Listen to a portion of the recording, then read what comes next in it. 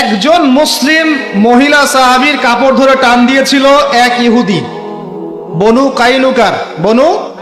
কাইনুকার। ওই দৃশ্য দেখেছিলেন একজন তরুণ সাহাবী তোমাদের মতো। ওই সাহাবী বাজারে একা ছিলেন, আর মুসলমানরা ছিল না, উনি একাই ছিলেন ওখানে। আর একজন মুসলিম বোনকে এভাবে টিস করেছে, কাপড় ধরে টান দিয়েছে, লজ্জাস্থানের কিছু অংশ উন্মুক্ত হয়ে গেছে কাপড় দিয়ে। কথা বুঝতে পারেন? আর এখন আমাদের সেই বোনেরা নিজেরাই কাপড় খুলে ঘুরে বেড়ায়।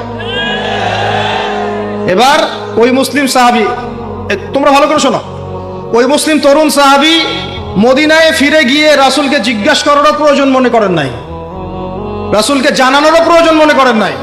তরোয়ালটা ছিল এখানে, বের করে ওই ইহুদির গর্দান নামায় দিছে। এবার ইহুদিরা সবাই মিলে ওই মুসলিম সাহাবীকে আক্রমণ করে ওই মুসলিম সাহাবীকে শহীদ করে ফেলল।